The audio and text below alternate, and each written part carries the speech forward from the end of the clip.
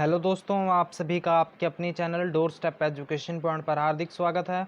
उम्मीद है आप सभी लोग अच्छे होंगे। अगर आपने हमारे चैनल को सब्सक्राइब नहीं किया है तो आप इसको सब्सक्राइब कर लें। आने वाले वीडियोस को मिस ना करने के लिए बेल आइकन प्रेस कर लें ताकि जब भी मैं वीडियो अपलोड करूं और आपको जो नोटिफिकेशन है वो मिल जाया करे। तो दोस्तों, अगर आपको ये वीडियो पसंद आती है तो आप इसको अपने दोस्तों के साथ भी ज़रूर से शेयर करें। तो ये हमारी आज की 12th वीडियो है, मतलब ये आज की हमारी 12वीं वीडियो है जिसमें हम चाइल्ड डेवलपमेंट एंड पेडागोजी के कुछ क्वेश्चन को डिस्कस करेंगे जो कि एग्ज़ाम पॉइंट ऑफ व्यू से आपके एग्ज़ाम के लिए बहुत ही ज़्यादा इंपॉर्टेंट होने वाले हैं। तो जैसा कि आपको पता है, ये हम 500 MCQ की जो सीरीज़ हैं वो हमने चलाई हुई है और इस मंथ के एंड तक, अभी अगर आप आज की बात करेंगे तो आज आपके लगभग 120 क्वेश्चन जो सिर्फ चाइल्ड डेवलपमेंट एंड पेडागोजी के वो कंप्लीट होने वाले हैं। अगर हम बात करें पूरे सीरीज़ की तो हम 500 जो भी बेस्ट क्वेश्चन होंगे उनको हम बड़े अच्छे ढंग से पढ़ेंगे। तो आपको ये पढ़ेंगे नहीं, मतलब समझेंगे। और आपको ये भी पता होना चाहिए कि जो हमारा सीटेट का सिलेबस होता है पेडागोजी का वो ज़्यादा कुछ होता नहीं है, तो उसमें घुमा फिरा कर आपको सिर्फ उसी 500 क्वेश्चन में से ही वो जो आपका एग्ज़ाम आता है वो उसी में से आता है। तो चलिए चलते हैं आज के हमारे फर्स्ट क्वेश्चन से शुरू करते हैं। तुम्हारा आज का फर्स्ट क्वेश्चन क्या है? Your class has learners with different learning styles to assess them you would give them. तो यहाँ पर किसकी बात बताई जा रही है कि आपके क्लास में, आपकी कक्षा में सीखने की विविध शैलियों वाले बच्चे हैं। उनका आकलन करने के लिए आप उन्हें, अब आपको ये बताना है कि आप कैसे डील करेंगे वहाँ पर। आप अभी आप टीचर बनने वाले हैं ना, तो आपको मैं अगर ये क्वेश्चन पूछूं कि आपकी क्लास में आपके जो बच्चे हैं, जो आपके स्टूडेंट्स हैं, उनमें क्या है, आपको जो भी बच्चे यहाँ पर देखने को मिल रहे हैं डिफरेंट लर्निंग स्टाइल्स की लर्नर्स हैं, उनको अलग अलग तरीके से मतलब सीखने की जो भी उनकी है कैपेसिटी है वो आपको वैसे बच्चे देखने को मिलते हैं। तो आपने उनको असेस करना है। तो आप इसको कैसे करेंगे, आपको ये उत्तर बताना है। तो ऑप्शन हम देखेंगे। फर्स्ट ऑप्शन में क्या लिखा हुआ है? The same set of task and tests की कार्यों और परीक्षणों के एक समान सेट देंगे। अभी इस फर्स्ट ऑप्शन में क्या बताया हुआ है कि आप जितने भी वहाँ पर बच्चे हैं सभी को आप एक ही सेम टास्क दे देंगे, मतलब भेड़ चाल वाली बात इन्होंने कही हुई है। तो क्या इसका आंसर ये होगा या फिर जो ऑप्शन नंबर 2 है वो होगा? ऑप्शन नंबर 2 में क्या लिखा हुआ है? A uniform set of instruction and subsequently level and children according to their marks in the test. तो क्या ये होगा कि समान अनुदेश देंगे तथा उसके बाद बच्चों के परीक्षण के प्राप्त अंकों के अनुसार उनको नामित करेंगे। तो आपको ये लगता है कि सिर्फ आपका एग्ज़ाम लेकर ही, जो आपका लिखित परीक्षा है वो लेकर ही आप बच्चों का भी कर सकते हैं जो भी यहाँ पर क्वेश्चन की डिमांड है? ये ऐसा पॉसिबल है क्या? आपको ये बताना है। या फिर जो थर्ड ऑप्शन है कि आप उनको variety of task and test, कि आप उनको बहुत सारे काम दे सकते हैं, बहुत सारे उनको प्रकार के काम दे सकते हैं। काम मत कहने का मतलब कि आप उनको और भी तरीक़ों से असेस करने की कोशिश कर सकते हैं। जो यहाँ पर स्लो लर्नर है उसको कोई और टास्क दे दिया, जो यहाँ पर इंटेलिजेंट या फिर गिफ्टेड स्टूडेंट है उसको कोई और टास्क दे दिया। तो इन्होंने इसकी बात कही है, तो क्या आप ऐसा करेंगे? या फिर जो ऑप्शन नंबर 4 है, the same time to perform on the test, यहाँ पर क्या बताया हुआ है कि परीक्षण पूरे करने के लिए एक समान समय देंगे। तो यहाँ पर समय की बात कही जा रही है कि आप सभी बच्चों को एक समान समय देंगे। तो आपको नहीं लगता है कि आप कुछ, जो वहाँ पर आपको ऐसे बच्चे भी देखने को मिलेंगे जिनकी कैपेबिलिटी कुछ ज़्यादा होगी, कईयों की कम होगी, तो अगर आप उनके कम टाइम देंगे तो उनके साथ अन्याय होगा ना। तो इंक्लूसिव एजुकेशन में ऐसा थोड़ी कहा जाता है। तो ये ऑप्शन भी गलत हो जाएगा। तो आपको अगर मैं सही ऑप्शन की बात बताऊँ तो सही ऑप्शन इसमें कौन सा हो सकता है? तो ऑप्शन नंबर जो आपको 3 दिखाई दे रहा है वो यहाँ पर बिल्कुल ही सही आंसर है।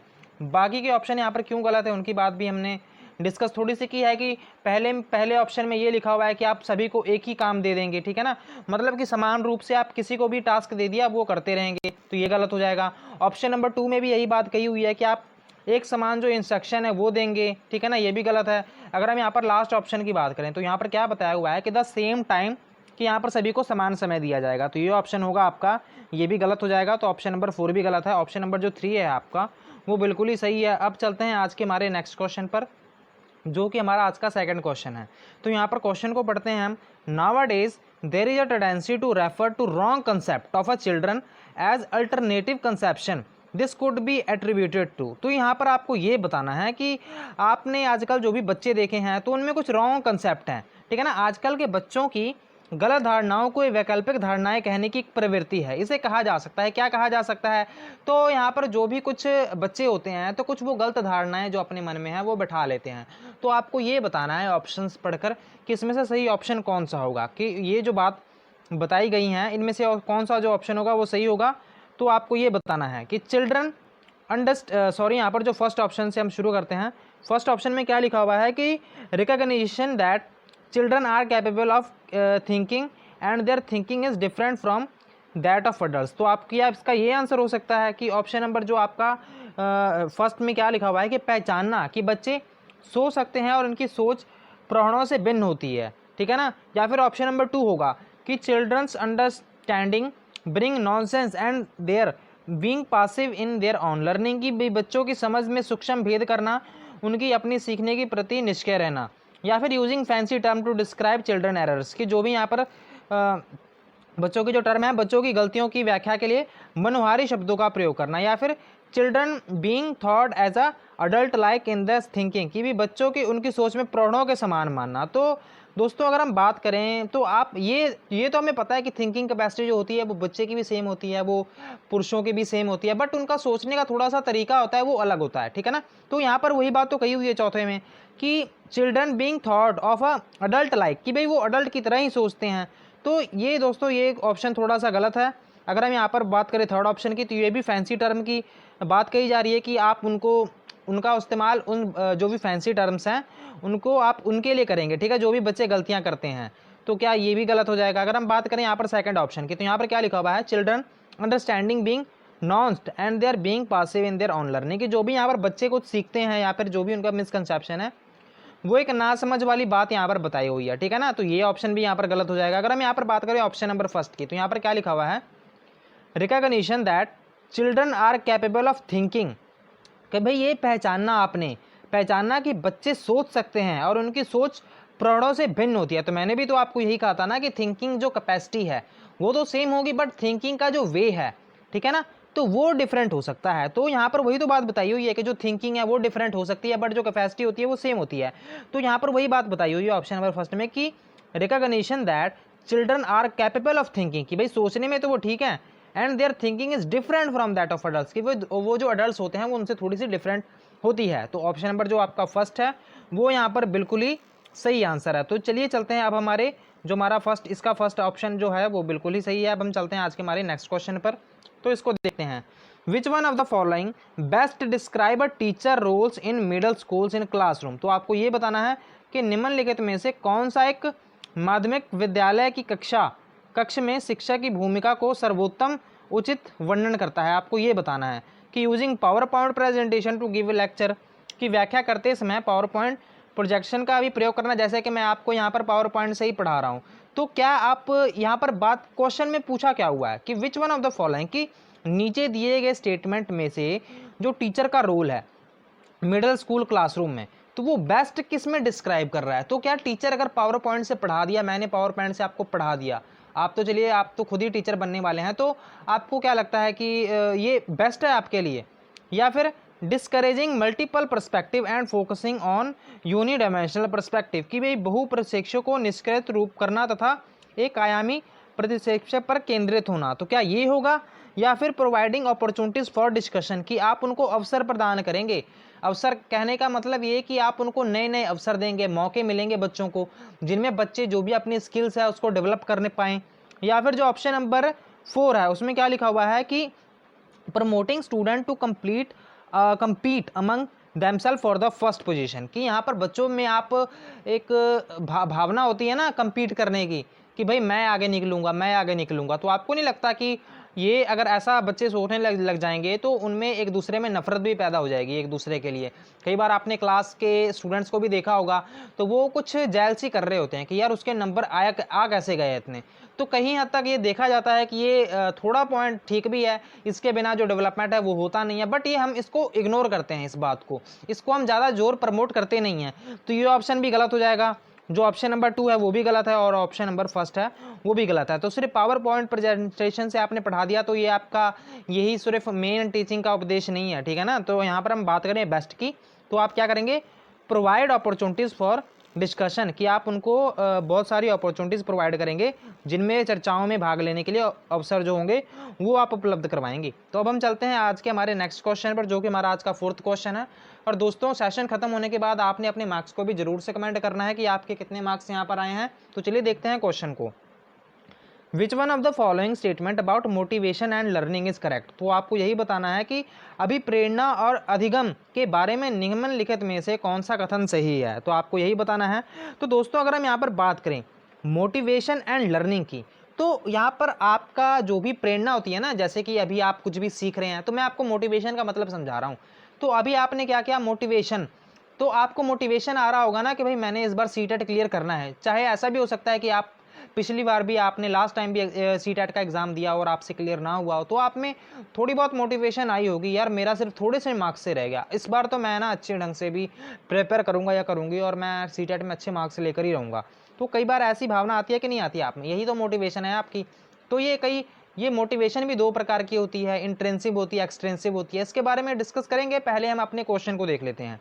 तो यहाँ पर यही पूछा हुआ है कि अभी प्रेरणा और अधिगम के बारे में निम्नलिखित में से कौन सा एक कथन सही है। आपको ये बताना है कि फर्स्ट ऑप्शन में क्या लिखा हुआ है, learning is effective only when the students are motivated using external rewards. इन्होंने ये बताया हुआ है कि जो लर्निंग है, ठीक है ना, अधिगम केवल तभी प्रभावी होता है जब शिक्षार्थी बाहरी पुरस्कारों का प्रयोग करने के प्रेरित हो। तो मैं आपको सबसे पहले जो एक्सटर्नल और यहाँ पर जो इंटरनल रिवार्ड होता है, मैं इसके बारे में भी बता देता हूँ।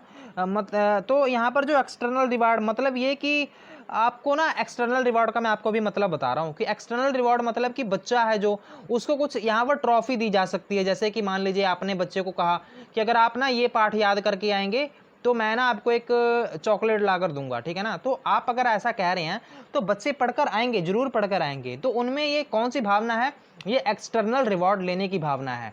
मतलब ये कि एक्सटर्नल मोटिवेशन है ये। अगर हम बात करें इंट्रिंसिक मोटिवेशन या फिर इंट्रिंसिक रिवॉर्ड की, तो इसमें क्या होता है कि इसमें बच्चों को ना खुशी मिलती है अंदर से ही। तो यहाँ पर आपने बच्चों को कहा कि भाई आपने ये पाठ याद कर आना है, तो बच्चे क्या करने लग गए, तो यहाँ पर आपने कहा भी मैं चॉकलेट भी दूंगा। तो यहाँ पर जो कुछ बच्चे थे उन्होंने कहा यार इसमें चॉकलेट देने की क्या बात है, हमें तो यार ये पाठ याद करने में या फिर ये कहानी पढ़ने में तो हमें तो ये ऐसी बहुत मजा आता है, हमें तो आनंद आता है ये पाठ पढ़ने में। तो आप समझ पाए कि नहीं समझ पाए कि यहाँ पर इन्होंने ये बात कही है कि जब भी मजा आए अंदर से, ठीक है ना, अंदर से ही उनको एंजॉयमेंट हो, तो वो तो होती है इंट्रिंसिक मोटिवेशन। एक्सटर्नल आपने ऐसा याद रखना है कि बाहरी चीज़ों का यहाँ पर तात्पर्य है। तो क्या ये होगा, या फिर जो ऑप्शन नंबर 2 लिखा हुआ है कि motivation does not have any role, तो यहाँ पर इसका तो बिल्कुल ही इलॉजिकल बात है। अब ये तो हमें पता है ना कि हमें कोई भी चीज़ पाठ याद करने के लिए हमें मोटिवेशन की बहुत ज़्यादा ज़रूरत होती है। तो जैसा कि अगर हम आजकल के बात करें, आजकल की, जैसे कि आपको पता है कि कोरोना का टाइम है, इस पैंडेमिक में अभी सभी लोगों ने, चाहे वो टीचर्स हों, सीटेट की तैयारी हो, नीट हो, कितने सारे यहाँ पर एग्जाम्स हैं, चाहे वो कॉम्पिटेटिव एग्जाम्स की हों, तो इतने टाइम से वो घर बैठे हैं, अब उनका पढ़ने का भी दिल नहीं कर रहा है। सीटेट की तैयारी भी लोगों ने छोड़ दी है। अभी अगर एग्जाम आ जाएगा तो उनको बड़ी समस्या होने वाली है। तो यहाँ पर यही बात है ना कि अंदर से जो मोटिवेशन है, तो इस ऑप्शन में तो यही कहा जा रहा है ना कि किसी को भी मोटिवेशन की जरूरत पड़ती नहीं है। तो ये बात बिल्कुल ही गलत है, मोटिवेशन की जरूरत सभी को पड़ती है। अभी आपको सीटेट के प्रिपरेशन के लिए भी आपको ये मोटिवेशन चाहिए कि हाँ भी अगर हमने ये सीटेट नहीं क्लियर किया तो हमारा ही लॉस है, तो हमें इस बार मेहनत करनी है और हमें ये जो सीटेट है वो मार्क्स हमने इसको क्रैक करना ही करना है। तो ये क्या है, ये एक मोटिवेशन है। अगर हम यहाँ पर बात करें थर्ड ऑप्शन की, तो यहाँ पर क्या लिखा हुआ है, learning is effective only when the student have intrinsic motivation. अब इन्होंने इंट्रिंसिक मोटिवेशन कही है कि भाई जो भी आपका अधिगम है केवल तभी प्रभावी होता है जब शिक्षार्थियों में भीतरी प्रेरणा हो, सीखने का अंतर्निहित इच्छा हो। लर्निंग, तो यहाँ पर क्या ऑप्शन ये होगा, थर्ड ऑप्शन, या फिर ऑप्शन नंबर 4 की learning is effective only when the students are extensively motivated by the external factors, की यहाँ पर भी एक्सटर्नल फैक्टर्स की बात कही गई है। एक्सटर्नल जो फैक्टर आ जाएगा वो आपका ऑप्शन हो जाएगा गलत, फर्स्ट ऑप्शन भी गलत हो जाएगा, यहाँ पर सेकंड भी गलत है, और यहाँ पर जो आपका थर्ड ऑप्शन है, जो आपका दोस्तों थर्ड ऑप्शन है, वो बिल्कुल ही यहाँ पर सही है। तो यहाँ पर अगर आप देखेंगे तो बात कही क्या गई है कि जो भी यहाँ पर लर्निंग है वो कब कब इफेक्टिव है, जब आप क्या करते हैं, जब आपके अंदर जो भावना है वो अंदर से वो जो प्रेरणा है वो आए, मतलब कि इंट्रिंसिक जब मोटिवेशन होगी, जब आपको कोई काम करने में मजा आ रहा है, अब अगर आप वही काम करने लग जाए, तो अगर आपने 3 इडियट मूवी देखी हो तो यहाँ पर जो रणछोड़ दास छाछोड़ होता है वो भी तो यही बात कहता है ना कि काम वो करो जिसमें आपको मजा आए, तो फिर आपको वो जो काम है वो काम नहीं लगेगा, वो सिर्फ खेलने लगने लग जाएगा। तो आपने सीटेट का एग्जाम भी तो वैसे ही पढ़ना है कि आपको मजा आने लग जाए कि भाई मेरा तो इंटरेस्ट है पढ़ाने का, जैसे कि मेरा इंटरेस्ट है पढ़ाने का, तभी तो मैं इतने भी आपको जो भी बात बताता हूँ खुलकर बताता हूँ, ठीक है ना। तो ये मेरा शौक है कि आपको जो अकेली जो भी सिंगल सिंगल जो चीज़ है वो आपको मैं अच्छे ढंग से समझा पाऊँ, ठीक है ना। तो ये खुद का मेरा इंटरेस्ट है, ऐसा नहीं है कि मैं धक्के से बैठ जाता हूँ आपको ये जो लेक्चर है वो, अभी आप देखेंगे तो इन पीपीटीज बनाने में टाइम भी लगता है, ठीक है ना। तो मेरा तो अभी अगर आप देखेंगे कोई प्रॉफिट भी नहीं है फिर भी, बट मुझे जो पढ़ाने में वो मजा आता है इसलिए मैं ये काम करता हूँ। तो अगर आप देखेंगे तो ये बात तो अच्छी है ना। तो ये जो अगर आप इसी की बात करें तो मुझे भी तो कितना कुछ सीखने को मिलेगा। अब ऐसा तो नहीं है अगर हम बात करें कि भाई जो टीचर हैं उनको कभी कुछ सीखने को नहीं मिलता है, तो अक्सर वो भी काफ़ी बच्चों को देखते हैं, तो धीरे धीरे जो टीचर्स होते हैं वो भी बताते हैं ना कि मेरा इतना एक्सपीरियंस है, मेरा इतना एक्सपीरियंस है। वो क्यों बताते हैं, क्योंकि उन्होंने नए नए अनुभव देखे हैं, और वो लास्ट में भी 10 साल के बाद भी वो सीखते रहते हैं। तो सीखने की यहाँ पर कोई उम्र भी नहीं होती है, और यहाँ पर आप सारी उम्र ही सीखते रहते हैं। तो इसलिए जो आपका ऑप्शन नंबर 3 है वो बिल्कुल ही यहाँ पर सही है। अब हम चलते हैं आज के हमारे 5th क्वेश्चन पर, तो इसको भी देख लेते हैं। Which one of the following statement यहाँ पर देखते हैं, which one of the following statement about learning is correct. तो आपको ये बताना है कि सीखने के बारे में निम्नलिखित कथनों में से कौन सा एक सत्य है, आपको ये बताना है। किसके बारे में बताया हुआ है, लर्निंग के बारे में। Learning does not depend on learners previous knowledge. तो आपको क्या लगता है कि जो भी आपका अधिगम है, आप कुछ भी पढ़ रहे हैं, तो क्या आप ऐसे ही कुछ भी पढ़ने लग जाएंगे, प्रीवियस नॉलेज तो होगी ना अपने। अगर मान लीजिए कि आपने अभी जो चाइना भारत का जो बॉर्डर का क्लैश हुआ है अभी, अगर आपने उसके बारे में अखबार में पढ़ रहे हैं, तो अगर आप वो चीज़ों को समझ कैसे सकते हैं जब आपको यही नहीं पता होगा कि भाई अभी पास्ट में हुआ क्या है, अभी गलवान वैली में कितना क्लैश हुआ है, ठीक है ना। तो हमारे जो सोल्जर्स हैं वो भी यहाँ पर शहीद हो गए हैं। तो यहाँ पर आपको यहाँ पर जो चीज़ें हैं अगर उनके पास्ट के बारे में नहीं पता होगा तो आप कैसे करेंगे। तो ऑप्शन नंबर फर्स्ट यही कि इसी के बारे में बताया हुआ है कि लर्निंग डज नॉट डिपेंड, कि ये प्रभाव ये इसका कोई फर्क नहीं पड़ता, चाहे आपको प्रीवियस नॉलेज का ज्ञान हो चाहे ना हो। तो ये ऑप्शन हो सकता है क्या। अब आपको ये देखना है। सबसे पहले अगर हम यहाँ पर ऑप्शन नंबर 2 की बात करें तो यहाँ पर क्या लिखा हुआ है, लर्निंग इज अ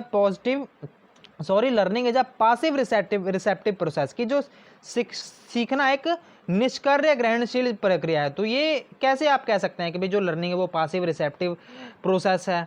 तो यहाँ पर अगर हम बात करें ऑप्शन नंबर 3 की, learning is equivalent to acquisition of skills, कि यहाँ पर जो भी लर्निंग है वो कौशलों के संचय से समान है। तो क्या लर्निंग सिर्फ स्किल्स को सीख लेना, क्या यही सिर्फ लर्निंग है और कोई लर्निंग नहीं है। या फिर अगर हम बात करें ऑप्शन नंबर 4 के बारे में, learning is facilitated by social actions, की जो भी यहाँ पर सीखने की सामाजिक क्रियाएं की जो सुविधा देती है यही लर्निंग है। तो इसमें दोस्तों आपका आंसर कौन सा सही होगा, फर्स्ट ऑप्शन यहाँ पर आपका गलत हो जाएगा, क्योंकि यहाँ पर बात प्रीवियस नॉलेज की कही गई है। तो प्रीवियस नॉलेज तो आपको होनी चाहिए। यहाँ पर इन्होंने कहा है कि फ़र्क नहीं पड़ता, पड़ता है, बिल्कुल फ़र्क पड़ता है, तभी तो हम पीके टेस्टिंग करते हैं बच्चों की। अगर हम यहाँ पर बात करें, सेकंड ऑप्शन भी यहाँ पर गलत है, थर्ड भी यहाँ पर गलत है, और ये जो आपका 4th ऑप्शन है वो यहाँ पर आपका बिल्कुल ही करेक्ट आंसर है, जो आपका सीखने के को सामाजिक क्रियाएं सुविधा देती हैं। तो आपका ये जो आंसर है वो 4th ऑप्शन बिल्कुल ही सही है। तो चलिए चलते हैं आज के हमारे नेक्स्ट क्वेश्चन पर, जो कि हमारा आज का 26th क्वेश्चन है। तो इसको देख लेते हैं।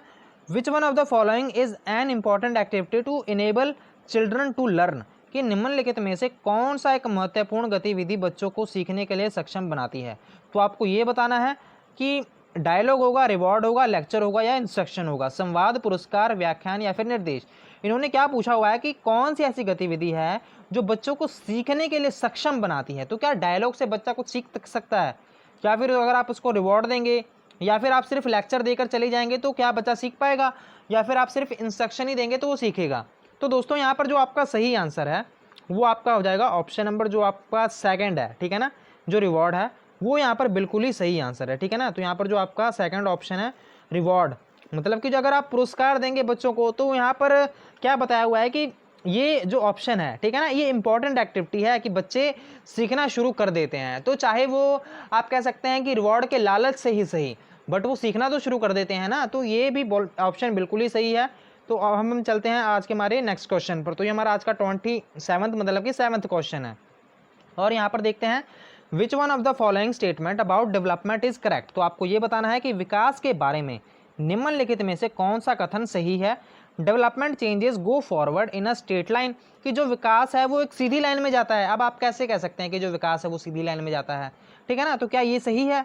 विकासात्मक परिवर्तन एक सीधी रेखा में आगे जाते हैं। Development proceed from birth to adolescence in a forward manner and then its goes backward, कि पहले इन्होंने कहा कि किशोर अवस्था में पहले ये तो आगे जाता है विकास और बाद में ये बैकवर्ड आ जाता है। तो आपको लगता है कि ऐसा होता है कि पहले विकास मान लीजिए कि आपका दिमाग का हो गया, ठीक है ना, दिमाग का विकास होने के बाद अब जो दिमाग का विकास है वो बैकवर्ड हो जाएगा, या फिर आप कह सकते हैं किसी हैंड की ग्रोथ होगी बाद में वो थोड़ा सा और ही चेंज हो जाए तो बैकवर्ड आ जाए, ठीक है ना। तो ऐसा क्या पॉसिबल है? या फिर development occurs at a different rates among different individuals, की विकास भिन्न व्यक्तियों में भिन्न गति से होता है। तो क्या ये बात सही है? तो इसको भी हम देखेंगे, डिस्कस करेंगे। सबसे पहले हम यहाँ पर फोर्थ ऑप्शन को भी देख लेते हैं। Development occurs at a very fast pace from birth till adolescence and then it stops, की जो विकास है जन्म से किशोर अवस्था तक बहुत तीव्र गति से होता है और उसके बाद रुक जाता है। तो क्या ऐसा होता है कि जन्म तक तो बहुत तेज होगा और बाद में रुक जाएगा? तो क्या ऐसा पॉसिबल है? बिल्कुल नहीं, ये भी गलत है। ऑप्शन नंबर फर्स्ट में भी गलत है कि डेवलपमेंट है वो सीधी लाइन में चलता है, तो इसका तो कोई पैमाना ही नहीं है। अगर हम यहाँ पर ऑप्शन नंबर 2 की बात करें तो यहाँ पर भी गलत है। क्यों? क्योंकि इन्होंने कहा कि पहले विकास आगे जाएगा फिर पीछे जाएगा। अगर हम यहाँ पर बात करें थर्ड ऑप्शन की तो वो क्यों सही है इसके बारे में भी डिस्कस करेंगे। तो यहाँ पर कहा हुआ है कि development occurs at a different rate, कि यहाँ पर जो आपका विकास है वो अलग अलग रेट पर होता है, ठीक है ना। कि अगर आप किसी व्यक्ति को देखेंगे तो उसका जो दिमाग होता है वो बहुत ही तेज होता है, कईयों का स्लो होता है, ठीक है ना। तो ये बात आपको देखने को मिलती है। तो ऑप्शन नंबर 3 आपका बिल्कुल ही सही है। अब हम चलते हैं आज के हमारे 28th क्वेश्चन पर, तो इसको देख लेते हैं। मतलब कि 8th क्वेश्चन है, middle childhood is a period from. इसमें मिडिल चाइल्डहुड एज की बात कही जा रही है। तो आपको ये बताना है कि मध्य बचपन अवधि कौन सी है, बर्थ टू 2 ईयर्स या फिर 10 ईयर्स ऑनवर्ड्स, 2 to 6 ईयर्स या फिर 6 to 11 ईयर। तो अगर हम बात करें दोस्तों प्याजे की थ्योरी की, डेवलपमेंट की जो थ्योरी है, तो मैं आपको वो थोड़ा सा रिवाइज करवा देता हूँ। तो यहाँ पर जो फर्स्ट स्टेज होती है, ठीक है ना, फर्स्ट स्टेज कौन सी थी, वो थी सेंसरी मोटर। और उसके बाद दूसरी कौन सी स्टेज थी, वो थी आपकी जो आपकी कंक्रीट ऑपरेशनल, तो आपकी तीसरी थी। दूसरी थी आपकी प्री ऑपरेशनल एज, तीसरी थी कंक्रीट ऑपरेशनल और चौथी थी आपकी जो आपकी फॉर्मल ऑपरेशनल कंक्रीट। अगर आप फर्स्ट दूसरे की बात करें, जो आपकी फर्स्ट स्टेज थी, कौन सी फर्स्ट स्टेज थी आपकी, अगर हम बात करें सेंसरी मोटर की, तो यहाँ पर आपकी 0 से 2 साल के बीच में देखने को मिलती है, ठीक है ना, 0 से 2 साल। अगर आप यहाँ पर सेकंड वाले की बात करें, ठीक है, जो प्री ऑपरेशनल है, वो आपको 2 से 7 साल में के बीच में मिलती है। अगर हम बात करें थर्ड में कंक्रीट ऑपरेशनल, वो आपको 7 से 11, और वो जो लास्ट वाली एज है फॉर्मल ऑपरेशनल की, वो आपको 11 के बाद जो एज मिलती है वो आपको देखने को मिलती है। तो दोस्तों अगर हम मिडिल चाइल्डहुड की बात करें तो ये आपको 6 से 11 साल के बीच में देखने को मिलती है, ठीक है ना। तो आपका जो सही आंसर होगा वो होगा 6 से 11।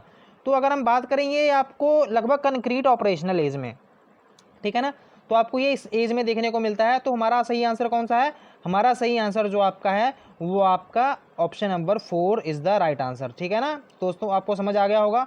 अब हम चलते हैं आज के हमारे सेकंड लास्ट क्वेश्चन पर। तो ये हमारा आज का सेकंड लास्ट क्वेश्चन है, environmental factor do not play any role in the shaping of an individual since growth of each individual is determined by his genetic makeup। तो आपको ये बताना है कि जो एनवायरनमेंट, आपको ये भी पता होना चाहिए कि जो एनवायरनमेंट एंड हेरिडिटी है वो आपके विकास पर क्या क्या प्रभाव डालता है। इसको मैं अभी लास्ट में बताऊंगा, पहले हम क्वेश्चन को सॉल्व करने की कोशिश करते हैं।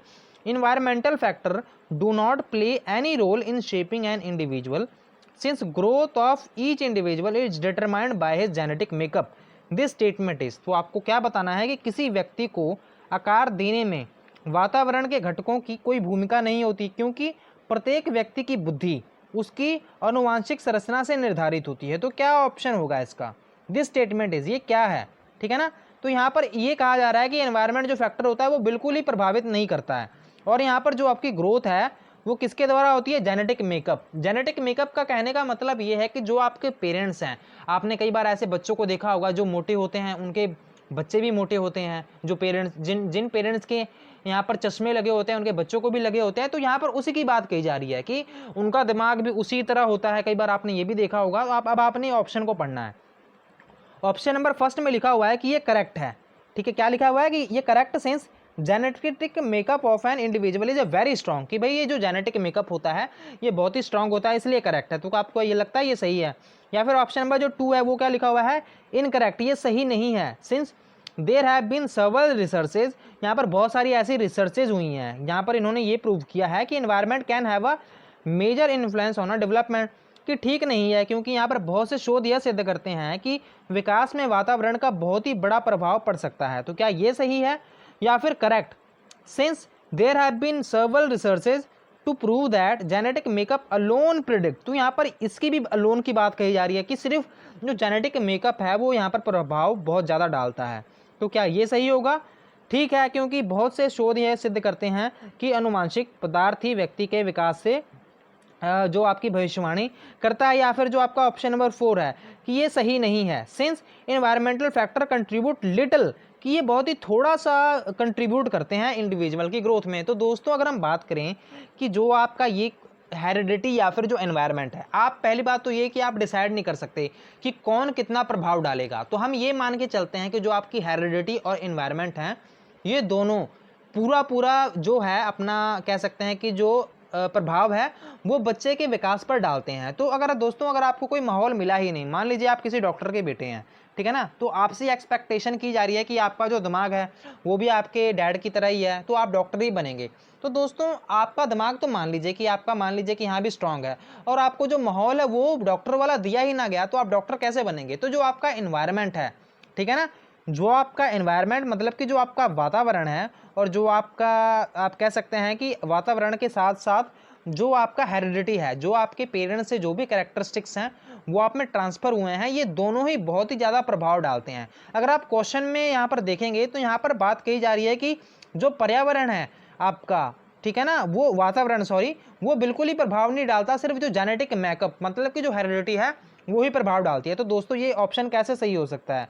अगर आप यहाँ पर बात करें यहाँ पर कौन सा ऑप्शन सही होगा, तो यहाँ पर अगर आप सेकंड ऑप्शन की बात करें तो यहाँ पर क्या लिखा हुआ है कि इनकरेक्ट, ये सही नहीं है। Since there have been several researches, कि यहाँ पर बहुत सारे शोध किए गए हैं जिसमें ये पता चलता है कि इन्वायरमेंट का भी काफ़ी प्रभाव होता है। तो दोस्तों बिल्कुल ये आपका जो ऑप्शन है हम इसी के साथ चलेंगे, तो इसको लॉक करते हैं। तो ये हमारा आज का जो है इसका जो सही आंसर होगा ये बिल्कुल ही इसका सही आंसर है। तो देखते हैं अब हम हमारे लास्ट क्वेश्चन को, जो हमारा आज का लास्ट क्वेश्चन है, dash is a process through which a human infant begin to acquire the necessary skills to perform as a functioning member of the society. तो यहाँ पर यह बताया जा रहा है कि एक ऐसी प्रक्रिया जिसमें क्या होता है, जिसके माध्यम से मानव शिशु समाज के सक्रिय सदस्यों के रूप में निष्पादन करने के लिए आवश्यक कौशलों का अर्जन करना प्रारंभ करता है। तो आपको ये बताना है कि कौन सा ऑप्शन बिल्कुल ही सही है।